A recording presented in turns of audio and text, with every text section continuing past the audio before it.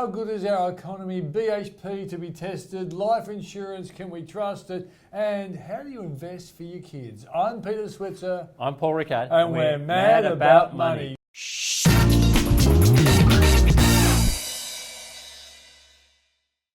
We've got 4 topics, 2 minutes. We change on the bell. Let's get going, Paul. How good is our economy? Well, those employment data last week was fantastic, you know. Look, one thing we know about the ABS numbers, Peter, they'll be revised. They'll revert back towards the mean. So imagine if they were revised better. Better. They won't be revised down. You know, next month unemployment will come at about 6% because you don't go from 6.2 to 5.9 in 1 month. But, you know, look... I hope you're wrong, but go on. Look, the economy is going well. And the Reserve Bank yesterday, I think, was still pretty upbeat about the economy. Yep, that's the point. The Reserve Bank, a very cautious forecaster, they're central bankers. Yeah, that's right. Exactly right. And they've got this financial year we're in now growing between 2 and 3%. But the one I liked was the financial year which starts in July of next year. They're going possibly as high as 3.75%. Wow. Now that's a big number, and it deserved the front page headline in all our newspapers today. They didn't get it. That's why I led with, what in the F is wrong with good news? What do you But you're a good news guy, right, Peter? But people say this. If bad news was the way I had to go, I would. But Paul, what is wrong with newspapers and the media running with good news? Why is it only me? Look, I think you're right. I mean, I think that's one of the reasons we also saw a bit of a market bounce back yesterday. Look, our market's still pretty soggy, though. I mean, you have to look at the way it's trading. It'll probably open a little bit lower today.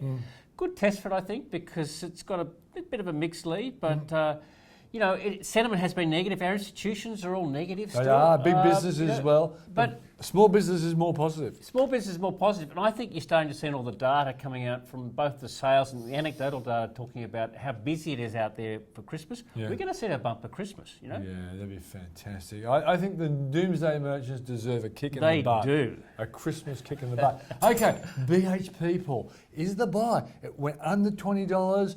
And some people we know close to us went in the $20 range. Could it go lower? But is it a buy at these levels? Look, I think for a long-term investor, yes. I mean, I bought some at $20.40. I'll own up a little bit early. I got $20.30, Paul. Go on. Chalk one up for the Switzers. I bought last Thursday, probably a little early. Look, it's done a lot of work. It's always going to do some work here around $20.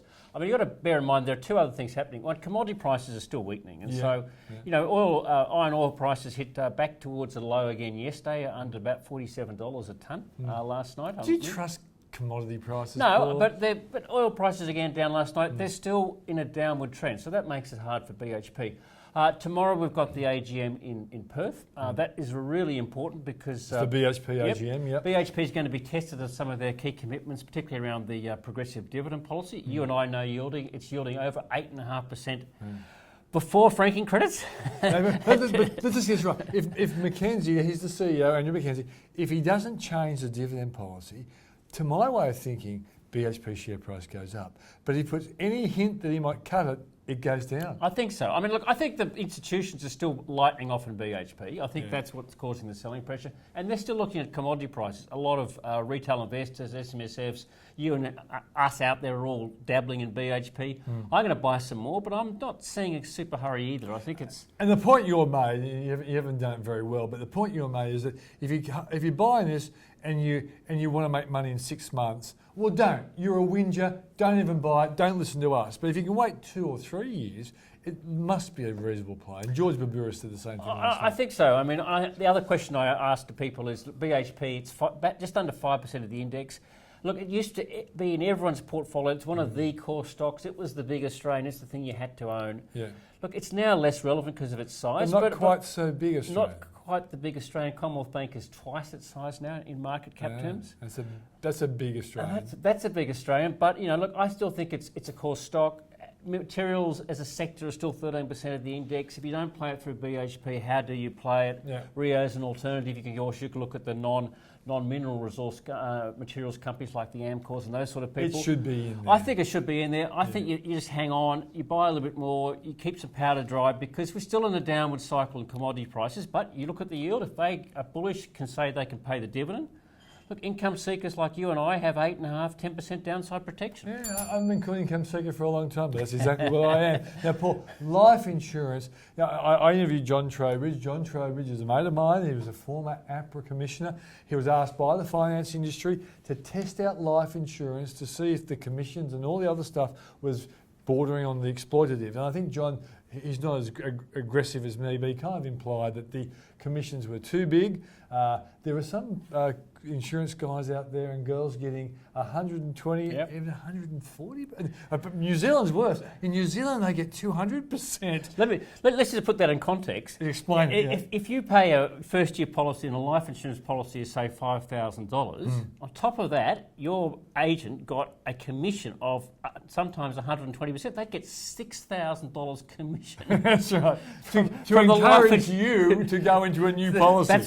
That's why they told you needed life insurance. We're not talking about life, we're talking about trauma and risk and all sorts of things in that heading. Yeah. Now, of course, this whole idea is to bring the commissions down, and I think the recommendation is to get down to 60% over time. It's being phased in. The industry got a bit of a win, I think. It got announced by Kelly O'Dwyer 2 Fridays ago. Almost no mention of it. No, that's right. It was a change on what Josh Frydenberg, her former minister in the same place. And I asked John Trowbridge whether he thought the recommendations were what he was hoping for. He kind of implied they were a little bit softer than he wanted. The industry has massaged the government, but still things have improved. They'll get, I think they're going to get something like $1,200 up front to pay for the hours involved in actually doing the advice, and eventually they'll be getting something like 60%. I think over 2 or 3 years it transitions down and gets to 20%, a maximum of a 60% upfront commission and an ongoing commission of about 20% with some clawbacks. Now, you can talk to your financial advisor or agent. There's always level insurance options where commission structures have been levelled, and you can talk about rebates as well. So, we do that. Where we can, we will rebate. Just in many cases, a lot of our clients have said, we've got the commission, we pass it back to the client. So look, there is work involved for the advisor. Look, life insurance is not, when I'm talking you're a complicated sick person, you're a very expensive person. And if you're looking for the right sort of cover, particular, owner, your occupation cover, so specific to, if you're a cardiologist or something, or a rheumatologist, you need cover that covers you, and because whereas you could work in many other fields, if you could lose a finger or something, you're not going to be a surgeon. So that's right. You need to get the right cover. You'd be a crappy surgeon. Crappy surgeon. So they do a job a little bit, right? Okay. So the important point I say with that is, ask your advisor what his commission is going to be. Absolutely. And then make sure you're sharing it. Okay, let's go to the last one, Paul. Investing for kids. People ask me all the time. I've got a young grandchild. I want her to, when she hits 18, be able to give her a bit of money. What's the best way of doing it? Well, let's start with the really basic, Peter. Let's just talk about kids' bank accounts. I think that's where most people start. And look, all the banks have these so-called reward type accounts. Commonwealth Bank's got Youth Saver, NAB's got Reward Saver, Westpac's got a Reward Saver, ANZ's got a Progress Saver. Basically, they have a very low rate of interest, sometimes 0.01%. That will get you as your base interest. And then they have a bonus interest rate of upwards of up to about 2.79%, provided that your child makes at least one deposit and no withdrawals in any month. So the deposit in most of these accounts can be as little as $1. Okay? So you open the account, if you put $100 in there, it gets 0.01% of interest, nothing. But if you set up a savings plan for your child, or you're helping your child with a savings plan, maybe it's pocket money, maybe it's a forced saving of pocket money where you cut back on the pocket money rather than giving them $40 a month, only give them $30 a month, and $10 goes into the account. Right? They'll earn the bonus interest rate of up to 2.79%. So the CBA Youth Saver account, 0.01% if you just leave the account alone, 2.8% if you make at least one deposit and no withdrawal every month. And each of the other banks has got one. NAB is probably the best. Its rate goes up to 3.05%, and it's also got a slightly higher base rate. So talk to your major bank about it. What about tax implications? So they could be open in your kid's name depending on the age. Now the issue with child income, minors under 18, is what's called unearned income, and it's potentially a very penal rate of tax. So they're allowed to earn up to $416 tax free. Now that's quite a lot on a small account. On a small account, they're not even going to earn near that. But as soon as you hit over $416, the tax rate jumps to 66%. So, yeah, and it's just to try and hit those parents who used to bury their money in their kids' account and try and to reduce their tax. But that's ridiculous. So you need to look at all these things, and we could talk about in future I programs talk to Scott about Morrison about some that. other That is options. crazy, isn't it? Yeah, look, it's designed to stop the people trying to minimise their own income by putting in their kids' names. But look, I think the best thing to do if you've got kids, grandchildren, see if you can set up one of these reward type accounts and see if you can get them a regular savings plan. I think that's a great way to teach people about the value of and encourage the value of investment. We're out of time, but next week let's do some more on trying to save money for the future. So that's the show for today. I'm Peter Switzer. I'm Paul Rickard. And we're mad about money. Shh.